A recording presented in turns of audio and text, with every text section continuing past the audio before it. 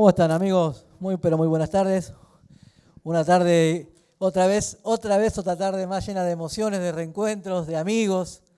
Qué lindo que es volver a encontrarnos aquí. Siempre es nuestro ritual de los martes con la nave de los sueños. Este mes es particularmente emocionante porque estamos cumpliendo 27 años de este proyecto que tiene por finalidad alentar la producción audiovisual y también ofrecer homenajes, reconocimientos a artistas, a creadores, a gestores culturales, a músicos. Bueno, y nos une a Fabio una relación histórica también, de haber presentado prácticamente varios de tus libros. Sí, es un gusto estar acá con Gabriel, que es un fenómeno con el ciclo de la nave. Todos los martes es impresionante las cosas que hacen. Y nos conocimos, en el 2014 presentamos el libro de Javier Martínez, Yo soy Buenos Aires, que fue histórico ahí porque vinieron figuras hermosas. Ahí hablábamos con la persona que filma. Yo lo filmé, pero viste, estuvo Morris, estuvo Jorge Álvarez. Hermosa presentación. Lo tenés todo documentado. Está todo documentado, no se pierde nada acá. Y ahora en julio presentamos el de Arcoiris, el libro que hice con los arcoiris. Y siempre con amigos hago las cosas, si no, no. Y ahora nos toca con Gustavo Gregorio, otro gran amigo. Otro momento, ¿no? Esto me gustaría también después trasladarlo a la mesa, pero por ahí estaría bueno charlarlo un poco con vos al principio. ¿Por qué te parece que es un momento en el que la cultura argentina revisa su pasado reciente y aparecen con tanta frecuencia libros, películas, publicaciones? ¿Por qué es un momento propicio para eso?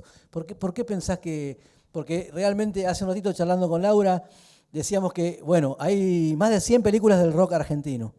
Después Freddy nos contaba, cuando entramos, que había compilado más de 600 libros de rock argentino. Pero sobre todo estos últimos 10 años tienen mayor fuerza. ¿Tenés alguna hipótesis de eso? Después lo charlamos con el resto de los invitados. Claro. Sí, puede ser porque cuando inició ese movimiento, ya los pioneros, ya hay gente más grande, y los seguidores, que éramos adolescentes en ese momento, ya tenemos 50 y pico, y es como que nos pusimos a recuperar esa historia, porque para que no se pierda. Entonces como que dijimos, queremos contar esa historia que nosotros la vimos. Yo no la viví desde el principio, porque yo los comienzos de Almendra, Manal, Los Gatos no los viví. Pero por eso me junto con los que lo vivieron para que me cuenten. Entonces, bueno, hay una teoría, mi amigo Marcelo Oliveri dice que pasó con lo que pasó con el tango, ¿no? Él que es un experto en tango, él dice que con el tango pasó lo mismo. Cuando los tangueros ya estaban más grandes, hubo toda otra generación que empezó a recuperar eso, y salieron libros, y salieron estudios y cosas. Y bueno, ahora está pasando con el rock argentino. Pero el rock argentino de los inicios para mí es muy importante. Siempre digo esa frase, pero era un movimiento cultural. El rock argentino nace como un movimiento cultural, no un movimiento que a veces piensa, no, el rock, estos drogones, estos reventados. No, era un movimiento cultural. Vos hablás con cualquiera de ellos, y ahora lo vas a notar cuando estén sentados acá, que cualquiera de estos pioneros del rock argentino son tipos cultos, que saben y podés hablar de cualquier cosa, de literatura, de cine, de filosofía, de música. Digamos, es gente culta. Entonces nace como un movimiento cultural.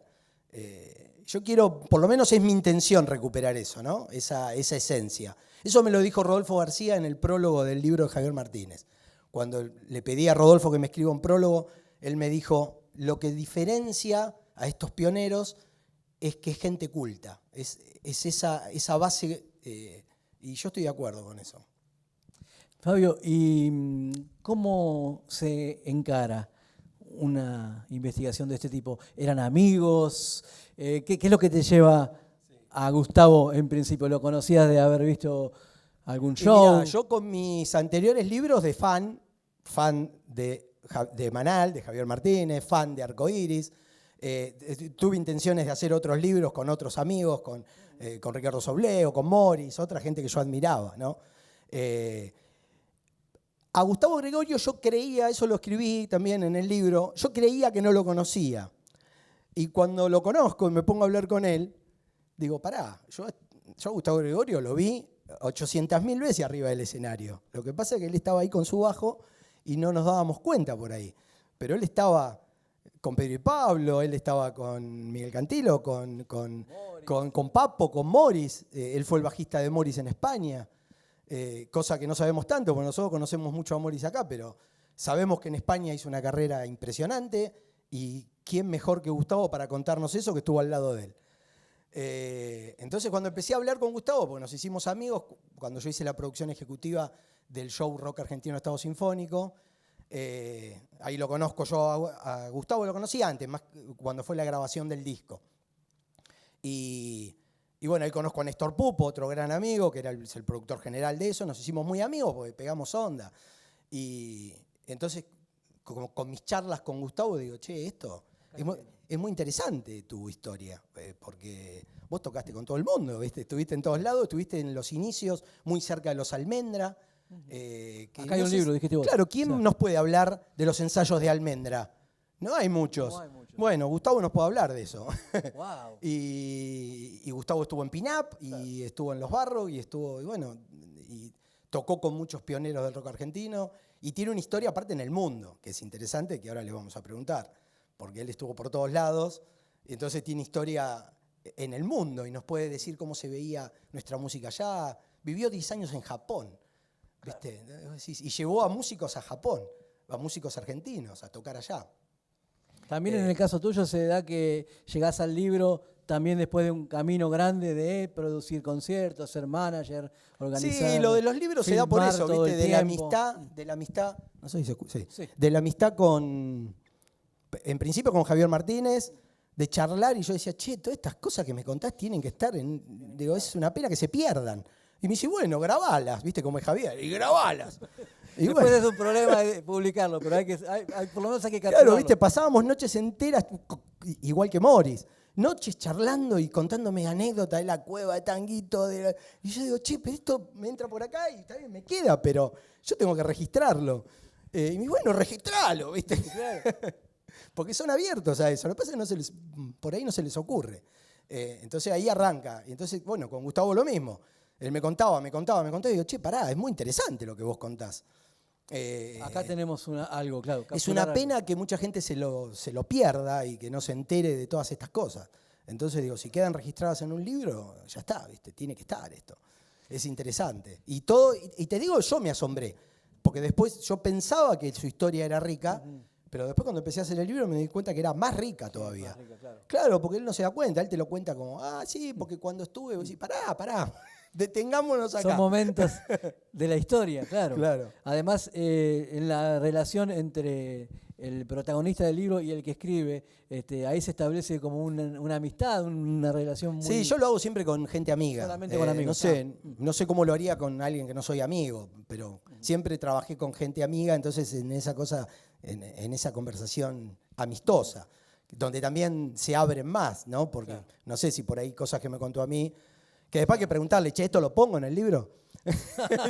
Eso te quería preguntar, ¿cómo es el método? O sea, ¿te encontrás, también se trabaja por mail, se trabaja por WhatsApp? O sea, con Gustavo vale. Trabajamos mucho a distancia, porque nos agarró la pandemia, él estaba en Madrid, y entonces trabajamos mucho a distancia. Yo le mandaba preguntas y él me mandó audios.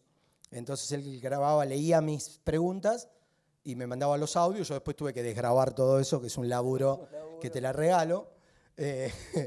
Quizás el mayor trabajo fue, ¿no?, desgrabar todo eso y darle forma, ¿no? Pero bueno. Y hoy presentándolo ya. Bueno, además tuvo una pre-presentación, me decías, el año pasado. Sí, ahí en otro lugar. Hicimos porque acá no se podía. Mi idea es hacerlo siempre acá, que nos encanta estar acá. Pero bueno, acá no estaba, ¿no? Tuvieron un par de años sin hacer nada. Sí. Entonces tuvimos que hacerlo de manera privada, hicimos algo más chiquito, y como para hacer algo antes de que Gustavo se vuelva a España. Claro. Pero bueno, ahora que surgió la posibilidad y que presenté el de Arco Iris, te dije de esto y vos inmediatamente me dijiste, sí, vamos a hacerlo. Ya, pongámosle fecha. Y Gustavo, que es un loquito, En cuanto Entusiasta. en cuanto le di la fecha, se sacó un pasaje y se vino a la Argentina para la presentación. Qué maestro. Bueno, lo invitamos a subir Vamos. cuando vos quieras. Gustavo Gregorio.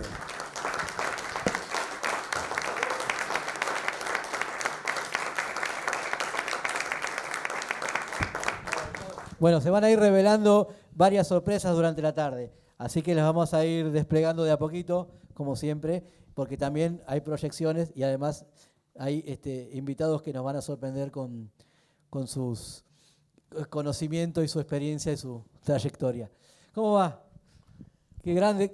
¿Cómo es que Muy bien, exista un libro sobre uno Hola. mismo? ¿Sí se escucha? Sí, inmejorable aquí con todos ustedes, realmente. ¿Cómo es la sensación que exista un libro sobre uno mismo? Porque uno siempre está acostumbrado a documentar a los otros, pero en el caso tuyo, digamos, que haya un libro sobre vos.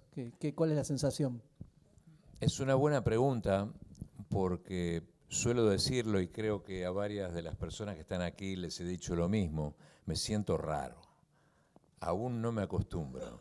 Es una sensación un poco extraña, es muy halagadora, siempre te voy a estar agradecido por tu loca y delirante idea de escribir sobre mí, pero gracias. No tan loca como las tuyas de ponerle una orquesta sinfónica al rock argentino.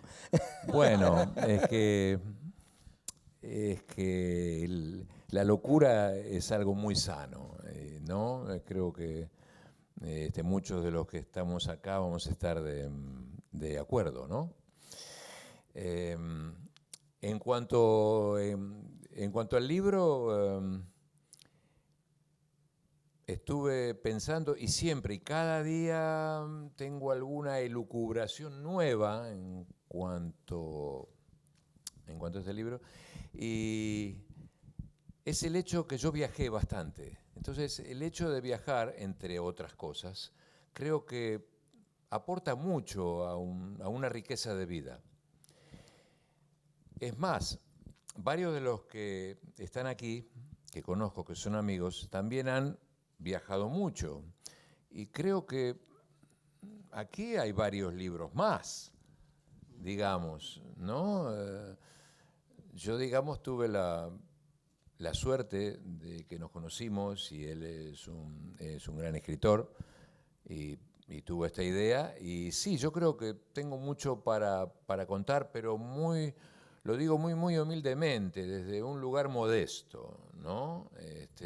Tengo mi historia, sí, que es divertida, ¿no? Hay muchas cosas como muy raras, humorísticas. Uy, mirá lo que te pasó, mirá lo que hiciste, eso hiciste. Y sí, pero bueno, es una alegría que el libro exista y que estemos acá en este momento, ¿no?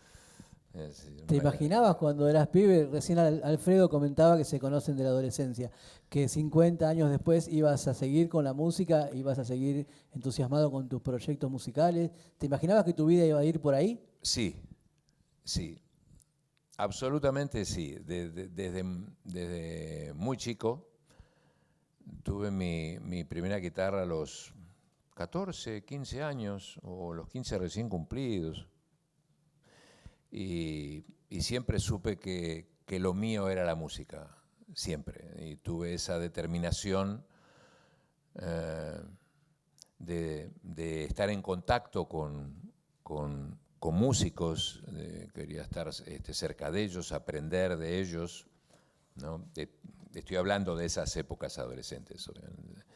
Y bueno, creo que es un poco lo que todos los músicos que estamos aquí también queremos a cualquier edad, digamos, conectarnos, ¿no? Aprender de otros, influenciarnos, hacer cosas, ¿no? Creo que eso es algo que no para nunca. También no para nunca. Gustavo, digamos, tocó con muchos, es un gran músico. Aparte de que yo creo que él les enseñó a tocar el bajo a gran parte del rock argentino. Eso es increíble. Con su método de bajo, el 4 cuerdas. Mucha gente lo conoce por eso. Te dice, Gustavo Gregorio, 4 cuerdas, yo aprendí a tocar el bajo. pero gente, bajistas grosos, ¿viste? Conocidos que aprendieron a tocar con su método. O que enseñaron, sí. Por ejemplo, hoy contábamos en una radio, Willy Quiroga me contó que él, cuando tenía alumnos, me dice, yo les enseñaba, pero para que estudien, les daba el método de Gregorio. Que eso no está en el libro, porque nos enteramos después. Nos contó Willy. O sea que... Dice, no, yo no iba a hacer todo ese trabajo que hizo es maravilloso, Gustavo. Dice, es bárbaro, así que él le daba a sus alumnos el método de Gustavo Gregorio. ¿Sos lector de este tipo de materiales? ¿Te gusta leer sobre música? ¿Así tenés esa curiosidad de leer libros de memorias de músicos o libros de momentos históricos? Sí he leído y tengo varios. Ahora también lo que pasa es que últimamente, si hablamos de la última época, leo muchos libros sobre cine, porque tengo una nueva etapa, estoy en una nueva etapa como guionista, digamos, de hace 3 años, hice un corto y sigo escribiendo historias, y estoy muy, muy entusiasmado haciendo algo fuera de la música también, mucho. Bueno, pero sí leo cosas. Siempre cercano. ¿Eh? Es un lenguaje siempre cercano. Sí. La música y lo que pueda llegar a ser la imagen. Igual grabaste mucho, vos grabaste muchos discos. Sí. Solo quería decir de los libros de música que aquí el amigo Freddy Berro me va a mostrar algo de su colección para que pueda seguir leyendo sobre música. Estás en buenas manos. ¿Les parece sumar el resto de los amigos? Dale, para y hablar charlamos todos de parte de su carrera. Tenemos invitados increíbles que nos honran realmente. El periodista Alfredo Rosso, número 1 ya. Nosotros no nos podemos llamar periodistas al lado de Alfredo Rosso. Miguel Cantilo, ¿qué voy a decir de Miguel Cantilo? Miguel Cantilo. Y Miguel Botafogo. Así que tenemos una mesa de lujo, los invito a que suban. La verdad que es una mesa en la que realmente se puede hablar de todo, ¿no? Acá hay mucha historia. Esto es parte de los músicos con los que tocó Gustavo. Vamos antes de empezar con eso, ya que no está Morris presente, que se disculpó que no podía venir, como otros músicos muy importantes que se disculparon que no podían venir. Vos tocaste con Morris en España, eso es grosísimo. Correcto, sí. La carrera de Morris en España fue muy importante y el bajista fue Gustavo Gregorio, así que debes tener miles de anécdotas y podés dar algunas se pueden contar, otras no, pero bueno, no importa. Podés dar testimonio de lo que fue Morris en España, ¿no?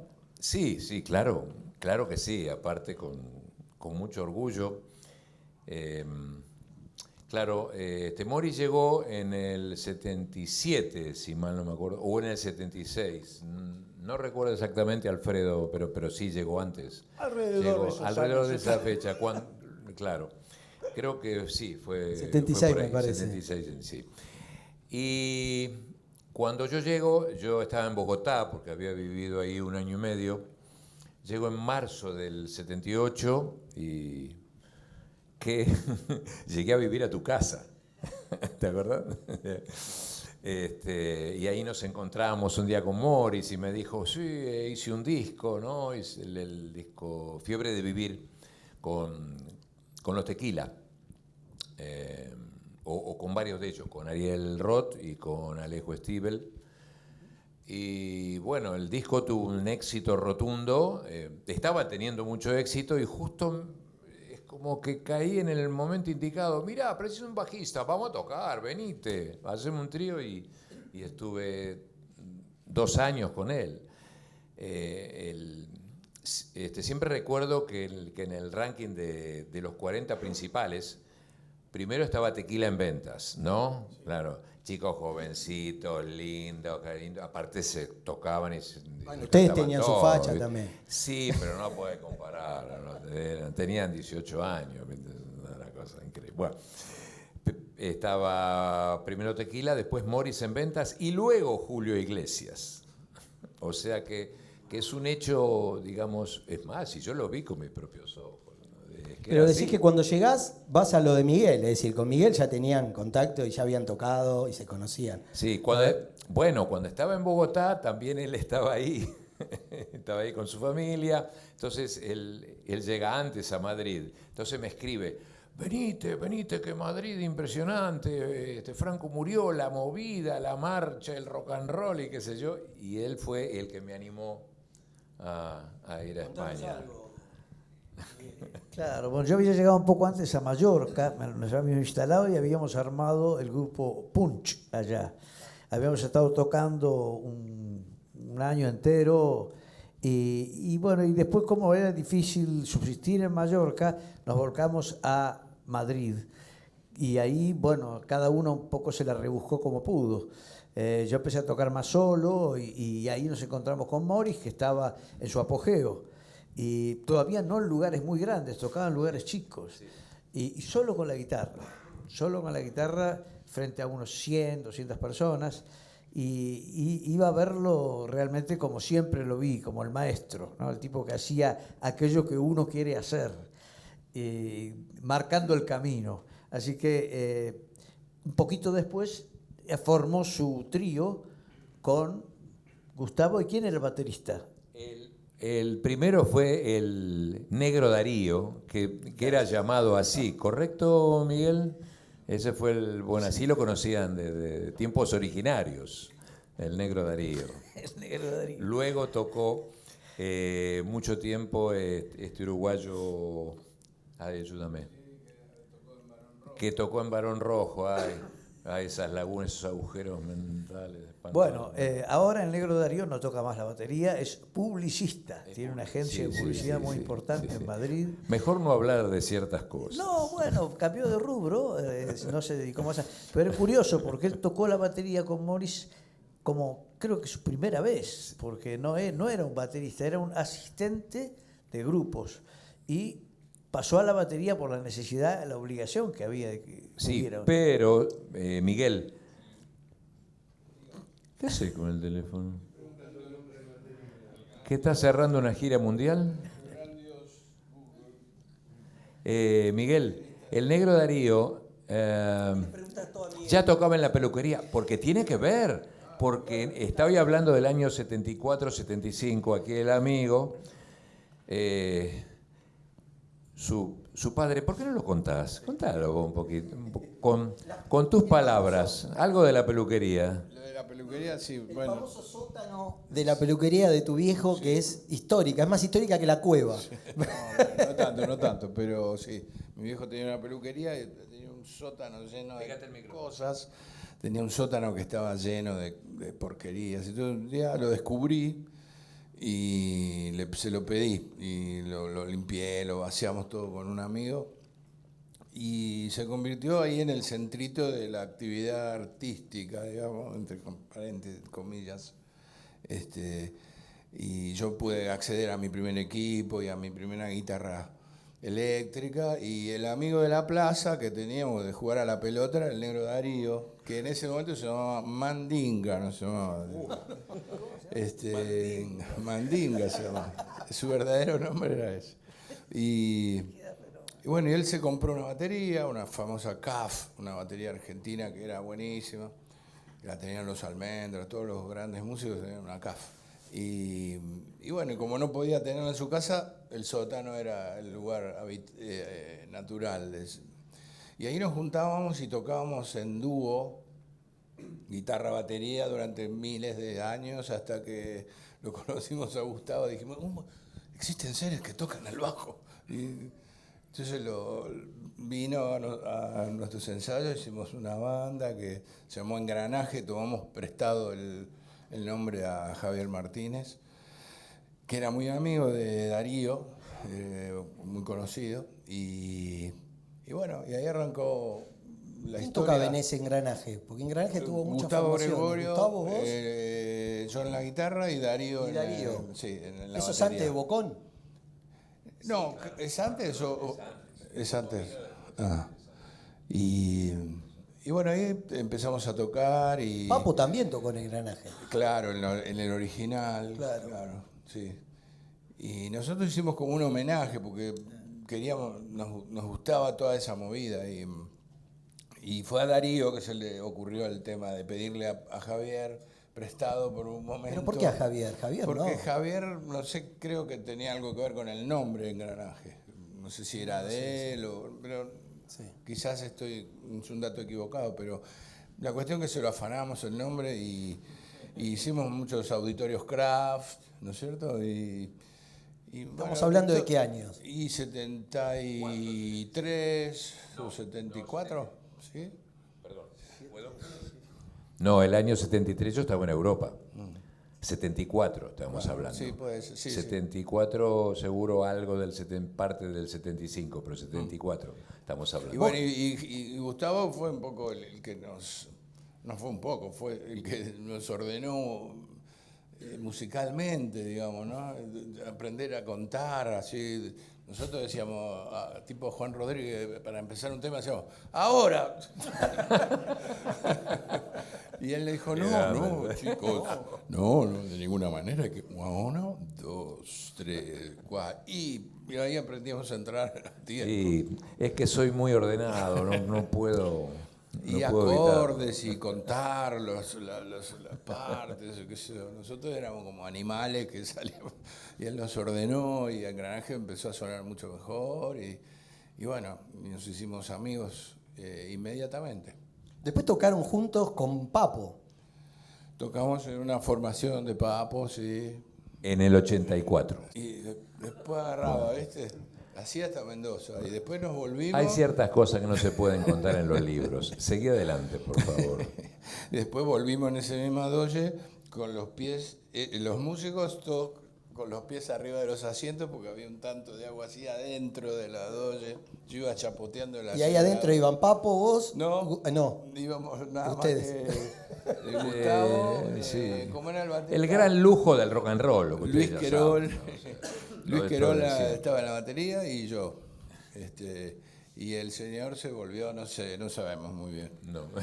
Bueno, ¿Cómo fue? sigamos Abel adelante, Dualdi por sabe cómo favor. volvió. Cambié de tema. Ahí voy a preguntar algo medio, pero creo que está en el libro. ¿Cómo fue ese choreo que hicieron que se presentaron como Papos Blues y Papo no fue? Y ustedes tocaron como Papos Blues. Fue tremendo, sí, sí. Eso No, fue sí, idea Papo, de él, ¿eh? existió. Él me obligó. ¿Dónde fue No, eso? lo que pasa es que teníamos un trío armado con Papo en Madrid, ¿no? Con Darío, también Fernández en la batería, yo tocaba el bajo. Quiero hablar con Darío ya. Hace poco un periodista de una radio me dijo que le hizo un reportaje ahora, hace días. Sí. Bueno, la cuestión es que teníamos nuestro Papos Blues ahí y como siempre, un día nos levantamos y Papo no estaba. No estaba al mediodía, no estaba a la tarde, no estaba a la noche y Papo, la novia dejó, abandonó todo y se fue y desapareció. Y se venía el fin de semana que teníamos como 3 o 4 shows ese fin de semana y otro creo. Y entonces yo inocentemente voy al manager y le digo, mirá, vamos a tener que suspender porque Papo se fue, no está, no lo encontramos. Y el tipo así nos miró así, a Darío, a mí, y abrió un cajón así del escritorio así, y saca unas 9 milímetros y la pone así arriba de la cosa y dice, vosotros vais a tocar como que hay un Dios. Muy suave. Pero el ¿cómo hombre. hacemos? Le digo, si no está Papo. Dice, haced lo que podáis, pero ese show yo no lo voy a levantar. Os mato, tío. Así, bueno. Entonces dije, ¿cómo hacemos? Salimos a la calle a pensar y dijimos, bueno, mirá, hagamos una cosa. Yo toco la guitarra, la batería, lo llamamos a Gustavo, que es el Salvador, y salimos así. Y entonces subimos a hablar con el manager y le decimos, haced afiches sin foto, por favor. Le decíamos, ¿viste? Que Sí, no, sí, al no menos, haya porque el foto, nombre porque- Papo en ese momento en España nadie lo conocía. Sí, Nadie. por a no suerte ser que es- fuera algún argentino, nadie lo Sí, conocía. sí. O sea, que no había Y ningún por problema. suerte los shows eran en la sierra, en una discoteca perdida ahí en un monte, qué sé yo. Entonces era bastante difícil que fueran algún argentino. Esa era, bueno. Y también hablamos con el iluminador, no pongás luces de frente, le decía, ¿viste? Todas de atrás, así. Y para que no se vea, ¿viste? Yo me conseguí una campera de cuero. Y vos ¿viste? cantaste ahí. Me puse un poco el pelo así, que yo, y canté una o dos, más o menos, la que, ¿viste? fiesta cervezal, tren de las 16, las fáciles, después zapábamos un montón. Y por suerte los shows en las discotecas eran de 30 minutos, o sea que era una exposición que pasaba bastante rápido y salíamos rajando, por supuesto, ¿no? Pero bueno, cumplimos los contratos y yo tuve que hacer del loco, de Papo. Alfredo, bueno, vos como periodista, calculo que nos podés decir un montón de cosas de Gustavo, pero vos lo conocés a Gustavo, según me dice Gustavo, desde que son adolescentes. Así es, nos conocimos allá por 1969 en un club de barrio de Villa Crespo y también con un grupo de amigos que frecuentaban la zona de Cabildo y Juramento. Fernando Basabro, que fue compañero mío de la escuela, del Carlos Pellegrini, y después compañero en la revista Expreso Imaginario. Osvaldo Verón, músico cantautor de aquellos tiempos. Gustavo Gaubri, que también era de la barra de Olivos, famoso técnico de grabación, productor y dueño del Cielito Records. Y claro, eran tiempos en que el rock nacional estaba despuntando, pues estamos hablando de 1969, pero lo más interesante es que hace un rato Gustavo me tiró un centro cuando habló del cine, porque en aquella época que teníamos, ponerle 17 años, 16, 18, intuíamos que había otra posibilidad para nuestras vidas, ¿viste? Porque era una Argentina muy distinta, era una Argentina donde generalmente tus padres y las figuras de autoridad y todo eso te tuneaban, como suele decirse en términos automovilísticos, para que siguieras una carrera, tipo contador, tipo abogado, tipo doctor o lo que fuera. Y los que teníamos inclinaciones distintas no encontrábamos prima facie entre los compañeros del colegio muchas veces almas afines. Entonces, cuando empieza a crecer el rock argentino, nos damos cuenta que es una tabla de salvación, esa famosa balsa para naufragar en aguas distintas. Y de repente escuchar todos esos temas, esa música que de por sí era muy estimulante, y esas letras en nuestro idioma que te decían cosas como, por ejemplo, hoy adivino qué me pasa, ¿por qué mi nombre no soy yo? ¿Por qué no tengo una casa? ¿Por qué estoy solo y no soy? Representaba lo que vos sentías. O un tema como Guarda con la rutina de Miguel y de Jorge, ¿no? De Pedro y Pablo.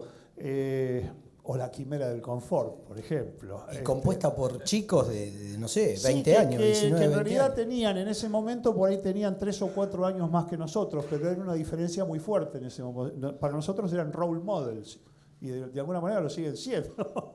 Entonces, yo creo que con el rock nacional nace o se afirma una contracultura argentina. Pero además, yo me di cuenta enseguida con Gustavo que él no era simplemente alguien que le gustaba la música, era alguien que iba a seguir en la música, porque ya tenías esa determinación cuando te conocí.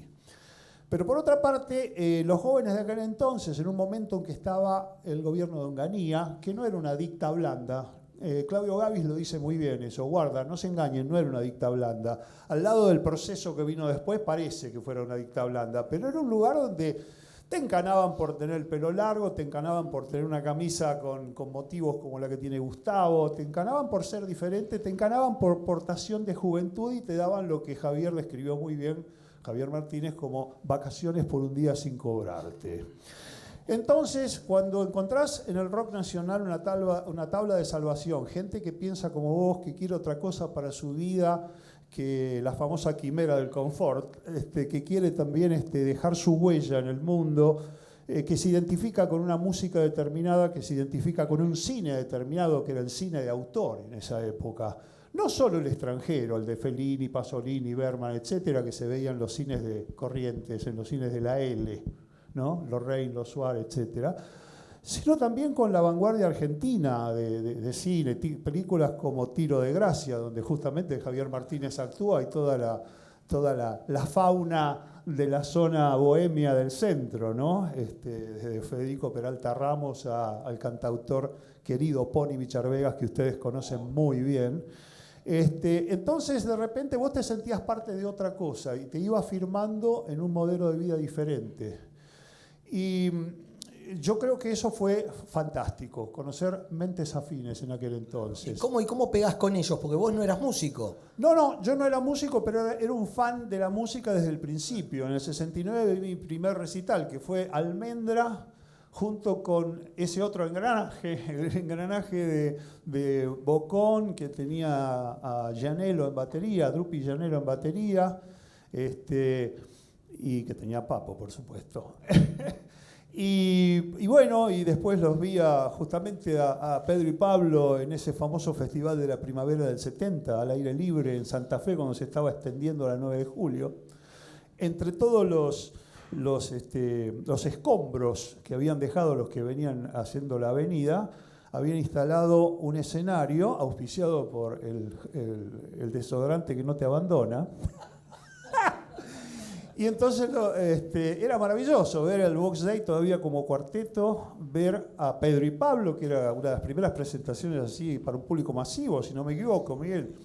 Ver a la barra de chocolate con el gran Pajarito Saguri y el tremendo guitarrista Nacho Esvilari.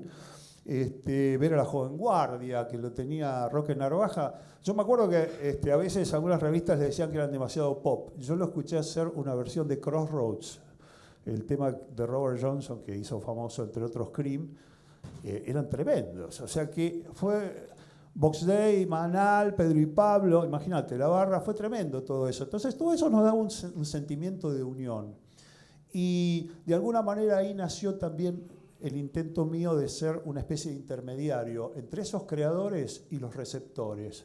Entonces se fue despertando en mí esas ganas de ser periodista. Y después vendría, por supuesto, la aventura hermosa de Expreso Imaginario, la radio, etcétera, etcétera.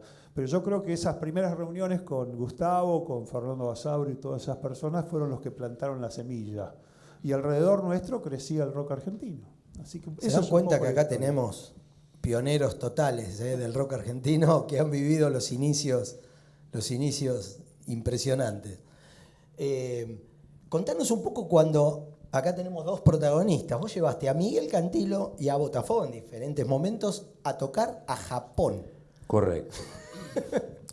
A Marte, como decís vos. A Marte. Japón es Marte, es otro planeta. Hay que ir, hay que conocerlo porque es una experiencia inolvidable, ¿no? Creo que en eso concordamos absolutamente. A ver, en el 88 me voy becado a Berkeley, a Boston, estudio, conozco a una japonesa pianista, una mujer maravillosa, que fue la que me bordó y regaló esta camisa, por ejemplo. Y en el 91, cuando nos graduamos, dijimos, ¿y a dónde vamos? Yo tenía un bajo, ni $1. Ella no tenía ni $1, ya nos habíamos gastado todo. Y yo digo, vamos a Buenos Aires, no tengo trabajo, dinero, propiedad, vámonos a Japón. Y me fui a Japón. Pues ella me dije, bueno, vámonos, venite, que yo tengo una casita, ya es lindo. Y bueno, vamos, con mi espíritu aventurero, ¿no? Y bueno, si el destino lo quiere, pues vamos. Y entonces, llegamos ahí, al poco tiempo fui conociendo gente y empezamos a tocar, a trabajar mucho, grabé ahí mis primeros discos, pero realmente sentía como un vacío, había algo como que me faltaba, necesitaba mucho contacto con mis orígenes, con mi cultura latina, digamos, ¿no? Porque así como León dice en su canción de Solo le pido a Dios,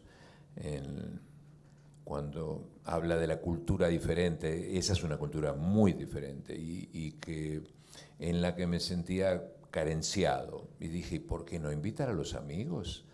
Entonces, primero hice una gira con un baterista argentino que vive en Boston, Guillermo Nojechowicz.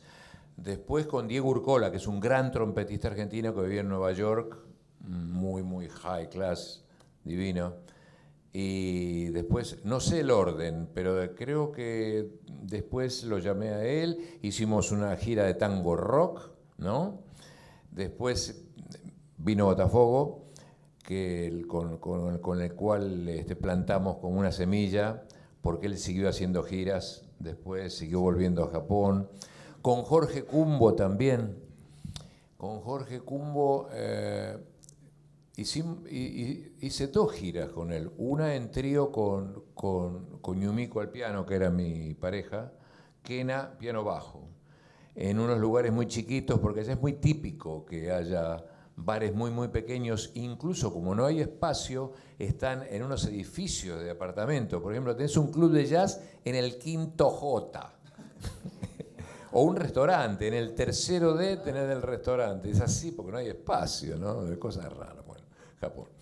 Y luego la otra gira con Kumbo, hicimos un disco en quinteto con 2 músicos más, con un pianista cordobés, que ahora no recuerdo, perdón, el nombre, y con un percusionista con el que tocaba mucho, que se llama Tomohiro Yahiro, que con Hugo Fatoruso tiene el dúo Dos Orientales, entre otras cosas, un gran músico.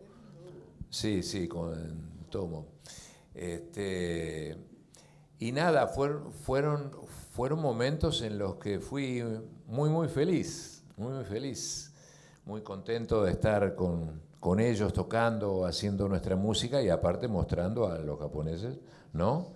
A una nueva variante de tango rock, algo que a ellos les gusta tanto, que es el tango, porque aparte tenía mi propio grupo de tango, que es Adoquín, ¿no? Que si quieren allá grabaste varios discos, ¿no? ¿Eh? Grabaste varios discos en Japón. Sí, ese fue uno de ellos. Si lo quieren conseguir, creo que va a estar afuera. Si vino Alejandro, creo que sí. Y nada, haciendo blues. Hay un video que está en YouTube en el que estamos tocando, hay un tema, vos estabas con el slide, me parece, el slide de guitarra, y los tíos alucinaban con este tipo ahí haciendo blues, y con él haciendo tango con batería y bajo, y fue una época muy, muy feliz. Hasta que no pude más, llegó un momento en que estaba tan alienado y me fui. Y desde el 2000 que estoy en Madrid, un ciclo. Gustavo, yo quiero decir que recién te escuchaba cuando todavía estábamos abajo, que decías que te sentías raro un poco con el libro, sí.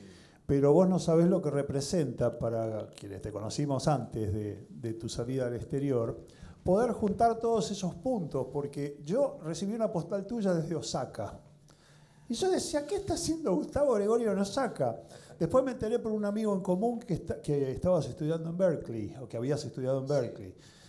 Y de repente dije, bueno, pero ¿cómo pasaron todas estas cosas? Estamos hablando de un mundo sin internet, estamos hablando nos olvidamos de estas cosas. Sí. Un mundo que no tenía redes sociales, que no tenías nada. Y las cosas te enterabas por amigos que te mandaban una carta y te decías, no sabes en lo que anda fulanito. Entonces, uno de los grandes méritos del libro de Fabio, que además es tremendamente detallista en sus preguntas, y yo creo que te ha motivado a dar respuestas igualmente detallistas. Absolutamente. Que ahí está todo. Todas las cosas que tuviste que hacer para llegar a Berkeley, que no tenías la visa, que no te alcanzaba la plata para la beca, etcétera, etcétera, etcétera. Todo lo que pasaba en Japón, todos tus problemas con el idioma, pero por otro lado, esa cosa del idioma universal que tiene la música, que vos te podés entender con cualquier persona de cualquier parte, porque es como un idioma que va más allá de las palabras, justamente va para los sonidos. Así que para mí leer el libro fue como juntar todos esos pedazos, o sea, saber la historia de un amigo que yo sabía que andaba por el mundo, pero no sabía cómo, ni cuándo, ni por qué, ni con quién. Por eso me parece que es un libro imprescindible para todos, porque además fluye. Una de las cosas que uno ama de un libro es no poder dejarlo. En inglés se dice a page turner, o sea, algo que te obliga a seguir pasando hojas. Así que yo creo que eso es un mérito que ustedes comparten. Sí, es verdad. Bueno, eso qué honor es cierto. que Alfredo diga eso. Qué honor. Claro. Gracias. Lo de Osaka, de esa postal, es cierto. Y esa postal revela también de una parte de mi necesidad de contacto con amigos, aparte especialmente con vos, que sabés que te quiero mucho de siempre.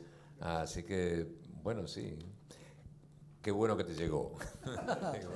Yo quería preguntarles a todos, incluido también a Fabio, cómo se fue enterando cada uno que Gustavo estaba con el proyecto de rock argentino en estado sinfónico, cómo le fue llegando, o sea, si hacía mucho que no se veían, cómo pinten un poquito ese momento, el que quiera arrancar. Si querés arranco.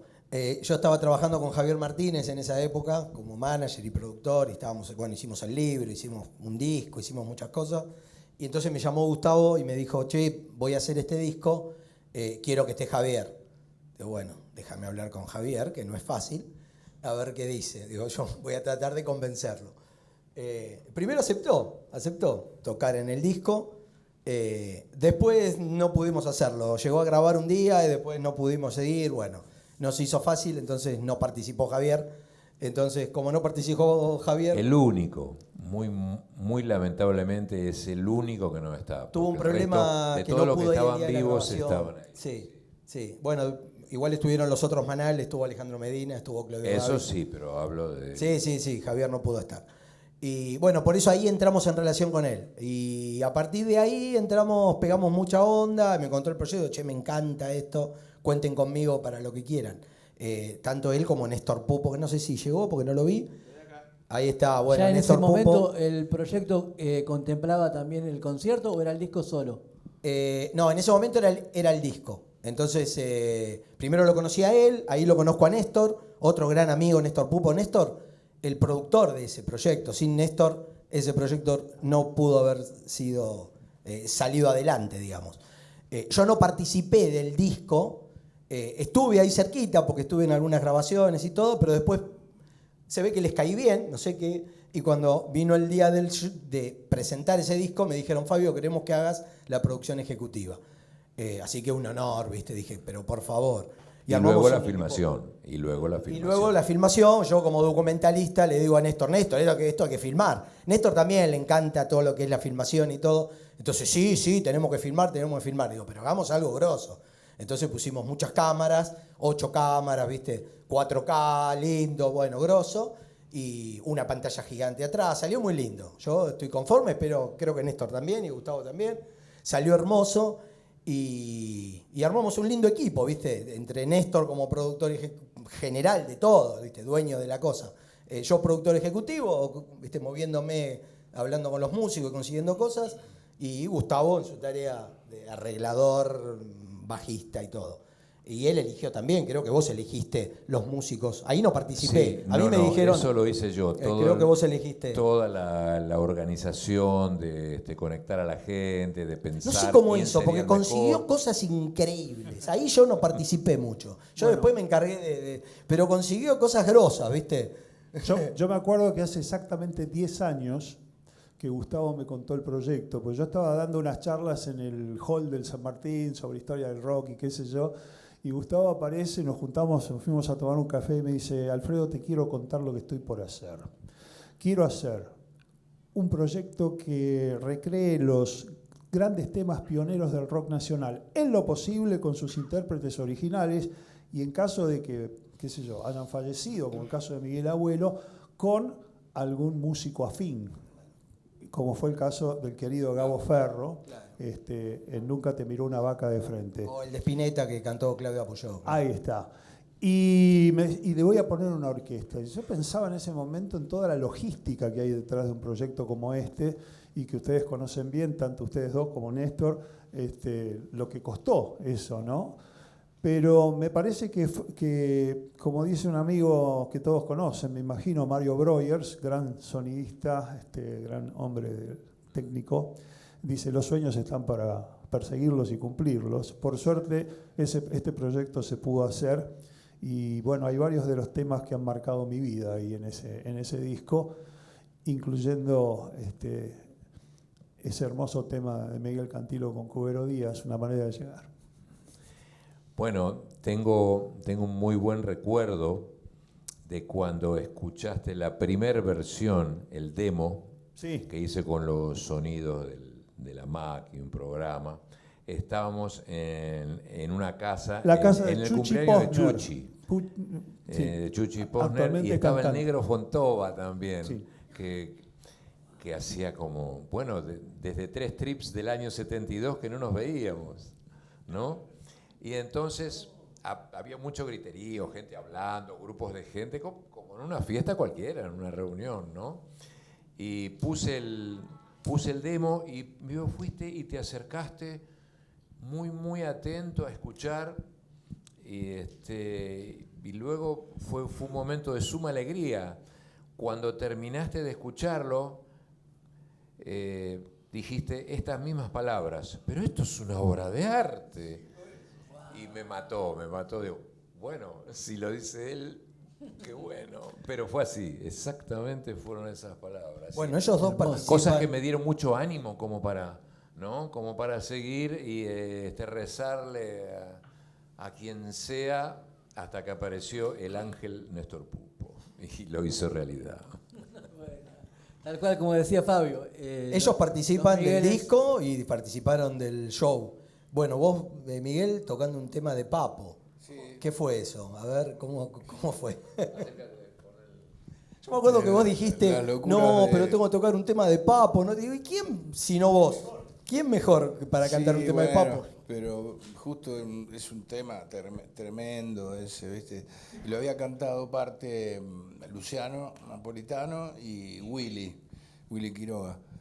Y este loco me dice, no, porque no van a poder venir y no sé cuánto. Y tenía que cantar ese tema que es... Claro, me había olvidado. Vos no participaste del disco, No. participaste del show. Sí. Sí, no, en el disco grabé las violas. Claro que Claro, grabó. pero el no disco. cantaste. Pero Sí, no sí, canté, grabó. entonces Sí, sí, este claro, loco claro. me tira eso por la cabeza y yo, bueno, hice todo lo mejor que pude porque la verdad que es un temazo increíble, ese tema es un... Hiciste buenísimo, fue espectacular. Yo- Hoy vamos a ver algo. Hasta que él no me dijo estuvo bien, no podía ni dormir. Sí, me acuerdo que estaba, ¿cómo voy a tocar yo un tema de Papo? Y yo le decía, ¿pero ¿y quién si no? Sí, pero viste, hay temas de Papo que vos decís, bueno, esto es, viste, Soldor, es un blues cuadrado, está todo bien. ¿Te asustó va. lo sinfónico? Pero ¿O- aparte de que sabía que tenía esa masa sonora ahí atrás, y al director y a él, porque qué sé yo, tenía que prestar atención, sí, para mí fue tremendo, pero me encantó, me pareció buenísimo, ¿no? Y me gustó grabar las violas, eso me encantó. Y hizo ahí un popurrí de riff de Papos Blues. Y bueno, y todo queda bien, sí. Pero bueno, me gustó mucho. Y Miguel, vos cantaste 2 temas. Sí, yo tuve la oportunidad de volver a cantar con Cubero Díaz, que era una cosa que hacía unos años que habíamos iniciado un proyecto en trío con el Mono y Yarrualde y habíamos estado interpretando temas de Cubero y yo, de música de Cubero con letras mías. Y ese trío trabajó bastante, hizo giras, pero en un determinado momento se disgregó y quedaron las canciones ahí en el aire. Una de ellas resolvimos incluirla en este recital, Una manera de llegar, que era una canción que estaba en el álbum Miguel Cantillo y Grupo Sur, que había sido grabada en el año 72, 73, por ahí. Entonces la revivificamos, le dimos unos retoques con Cubero y bueno, nos dimos el gusto de cantarla juntos. Eso por un lado. Y por otro lado, aprovechando el entorno orquestal, se me ocurrió reversionar Donde va la gente cuando llueve, que es uno de los temas de Pedro y Pablo que más involucran, además del acompañamiento orquestal, un coro reiterativo, así una cosa que a la gente le gusta compartir. Y bueno, esas 2 canciones conformaron mi aporte para este maravilloso disco y que espero que también pronto sea una maravillosa película. Y Gustavo, en el caso tuyo, ¿cómo pensaste ese proyecto? O sea, ¿tenías algunos referentes, algunos proyectos anteriores que te hayan gustado, que eran parecidos, que te hayan servido a vos como base para pensar este concierto y este disco? ¿Qué habías pensado? ¿Por qué se te ocurrió este formato? Bueno, antes de este concierto no tuve ninguna experiencia orquestal. Es mi debut en el score. Y lo que sí había tenido un tiempo antes fue querer experimentar con cuerdas, ¿no? Entonces un día elegí un tema mío, que se llama Último Tema, de los que componía cuando tenía 18 años en la guitarra. Y hice un experimento de escribir para el cuarteto, que son dos violines, violonchelo, y tuvo un resultado muy, muy bueno. Resulta que ese tema, entre otros de esa época, yo solía cantarlos en la casa de Conesa, que no tenía habitación, pero vivía ahí prácticamente. Era un pesado, qué plomo era. Pero bueno, yo recuerdo que él y Cubero, yo sé que disfrutaban escuchando las canciones. Yo era muy joven y no sé, se han portado muy, muy bien conmigo en esas épocas. Y entonces lo llamé y le dije, mirá, Miguel, hice un tema, un cuarteto, ¿por qué no lo cantás? Claro, como ahora él vive en Madrid y acá, entonces somos vecinos, hemos hecho cosas allá juntos. Y ¿no? Canta este tema. Entonces tuvo un resultado muy, muy bueno. Entonces seguí escribiendo otros temas que él siguió cantando de demo. Siempre venía a casa y grababa. Y un día me dije, ¿por qué no un tema orquestal, ¿no? A ver, a mí me gusta tirarme a la pileta, ¿no? Con cosas, nuevos desafíos, ¿no? Y me puse la página del Sibelius con ese tocho gigante de partituras, ¿no? No sé si el Pollo habrá tenido la misma sensación, es posible que sí, la misma que tuve yo. Era con finales, bueno. Entonces, nada, estuve buscando temas y encontré uno de Lito Nebbia, de su época con los músicos del centro en el año 80, que se llama Llegamos de los barcos. Y quedó algo muy, muy lindo que me sobrecogió. Digo, wow, qué bien. A ver, yo ya tenía experiencia, había estudiado bastante, yo ya me formé, había escrito arreglos de Big Band, o sea, la técnica de escritura, de música, las reglas que son bastante similares, son las mismas. O sea, yo tuve un paso hacia una partitura orquestal muy, muy natural, muy suave, ¿no? Sin vaselina, sin nada. Es que fue así, ¿no? Entonces justo venía a Buenos Aires, me voy a Melopea, le digo, Lito, mirá lo que hice, estoy experimentando y no sé qué. Entonces le pongo la base, estaba Mario Sobrino, su técnico ahí, escuchó, qué bueno, dame un micrófono, grabamos. Y puso la voz en 5 minutos, tengo un demo maravilloso de ese tema. Lito en 5 minutos te graba un tema. Sí. Claro, Agarré lo cantó, ahí, al toque. Y entonces, claro, me dio un ánimo increíble, Lito maravilloso. Es más, me dijo, mirá, ¿por qué no grabas el tema de Morris, ese que grabó Muchacho Pronto Amanecerá, que está en el disco? Esa fue una sugerencia de él, en ese momento. Que aparte es un temazo y no está tan difundido porque no salió en un disco solista de Morris, sino que salió en un recopilado. Sí, está en el mismo disco que está Nunca lo sabrán, el tema de Cantovel que se llama Pídale peras a mandioca, que era un compilado, está Billy Bond y un montón de otra gente ahí. Bueno, entonces claro, en un momento dije, no, pero este tema del año 80 y este del 69 era como muy inconexo y dije, no. Voy a hacer un homenaje a mis maestros, a los que yo veía desde abajo cuando era chico, y así fue como nació. Quería algo determinado, ¿no? Entonces, bueno, quedó de lado, está ese score ahí, ojalá algún día lo pueda grabar. No te asustes, Néstor, que no te voy a volver a pedir ninguna otra producción. Y el disco Todo con Cuerda, que es otro disco que grabaste con un cuarteto de cuerdas, en el cual canta todos los temas Miguel Cantilo. Claro, son esos temas con los cuales yo empecé a escribir. ¿Vos lo grabaste antes todo con cuerda? No, eso fue después. No, lo que pasa es que ese proyecto de demos que hacíamos quedó trunco cuando empecé a escribir para orquesta. Ese también es un discazo que les recomiendo, Todo con Cuerda. El último CD que hicimos, luego finalmente lo hicimos realidad, que son un montón de temas de esa época, cantados casi todos por mi amigo Miguel Cantilo. Y hay una versión cuarteto, de un tema tuyo que lo Sí. grabaste en los 80, ¿no? ¿Qué tema? Decime Eh, cuál. Dame una oportunidad. Dame una oportunidad. Bueno, ahí lo es cantamos. como un bonus track, porque ese fue el último tema con letra y música, creo que del 82, que culminó una época de canciones, de escribir canciones. Yo ya estaba mucho en lo instrumental, me estaba metiendo mucho en eso, y es un tema que quiero muchísimo. Tenía en casa un doble casetero, un Sharp gigante, era una cosa así.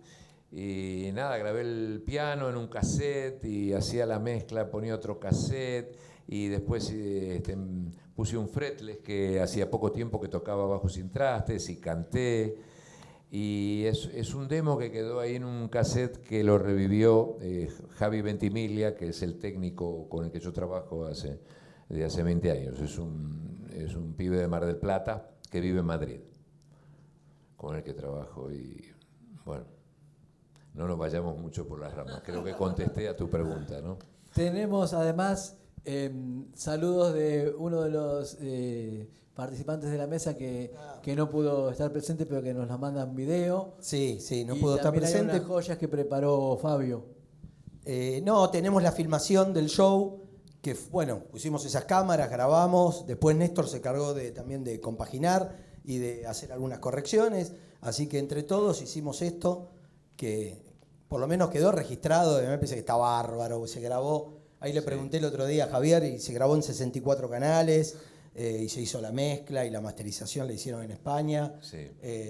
y está buenísimo porque quedó un documento de lo que fue ese show, Sí. ¿no? Que me parece que no hay que perderlo, ¿viste? A veces esas cosas pasan, si nadie las registra, que pasó y ya está. Bueno, esto quedó para la posteridad. Sí. Así que está bueno. Sí, gracias por mencionarlo. Yo quiero mencionar, perdón, valga la redundancia, el gran trabajo que hizo Néstor en la edición del video. Realmente, porque claro, porque vos filmás, pero tenés que retocar colores, hay Y todo lleva un sinfín laburo, de ¿viste? detalles, Y cuanto más lo trabajás, mucho mejor laburo. queda. Así Hay que- un momento en el que hay que decir basta, es como los libros. Borges decía que publicaba para dejar de corregir. O, Y es un poco así, ¿viste? o las mezclas. O las mezclas en un Con disco. las dos Es mezclas igual. musicales, Tenés claro. que parar Hay un momento que te porque dice, bueno, nunca basta, ya parás de está. Que mezclar. salga como salga, porque si no... A esta altura del partido es necesario aclarar que se trata del recital de presentación de rock argentino en estado sinfónico en el Teatro Coliseo en noviembre del 2019. Día 15 de noviembre. Ahí va. Gracias, Necesario. Alfredo. ¿Y qué te queda por hacer ahora, después del concierto, después de la posible película que en algún momento se terminará, el libro? ¿Qué tenés ganas de hacer? Bueno, Gustavo está escribiendo, ahora es guionista y hace poco hizo un corto en el cual ganó varios premios, 3 premios, así que ahora se convirtió en cineasta, ahora es una competencia. ¿Y dónde se Bueno, puede amo el ver? cine. Es que Pero vos sos guionista, tenés que escribir algo y yo lo filmo. Bueno, podemos hablar. Ahí está, ahí Podemos nació un hablar. proyecto. ¿Dónde se puede Cóbrame ver barato, la película? che. La película, el corto que hiciste, ¿dónde se puede ver? ¿En tu canal de YouTube? ¿Está disponible? No, para- no, si está no, todavía. no está disponible porque está rondando en festivales. Está en plena época de festivales. Ya llevamos como 3 primeros premios, un montón de selecciones, nominaciones. Hace 2 días llegó un mail del Festival de Cine en Dubái que está seleccionado en una muy buena terna. Así que, Y con respecto a los arreglos de los temas que él hizo, fíjate que los músicos estuvieron todos muy entusiasmados. Y el propio Santolaya, que yo soy amigo, que hice el libro con él y todo, le encantó el arreglo que hizo de Te quiero, te espero, que es uno del primer disco de Arcoiris, y lo hace por el mundo. Cuando toca Gustavo Santaolalla, digo, ¿no? Toca ese tema y toca el arreglo que hizo Gustavo y lo nombra. Dice, esto lo hizo un amigo de Buenos Aires, Gustavo Gregorio, así que, bueno. Les, sí, es les todo un gustó. honor también, ¿no? ¿Cómo Que deja integre la su voz? repertorio. Hermoso, hermoso. ¿Les parece disfrutar el audiovisual? ¿Qué tenés ganas de Dale, hacer? podemos pasar. Fabio? Está el saludo primero. Hay un saludo de otra persona, otro músico que tenía que estar acá presente, pero no pudo y nos mandó un mensajito. Y después de eso pasamos el tráiler de la película. Gracias. Quería agradecer a las glorias que tuvimos. Miguel Cantilo, es un honor que estés acá. Botafogo y Alfredo Rosso. Gracias.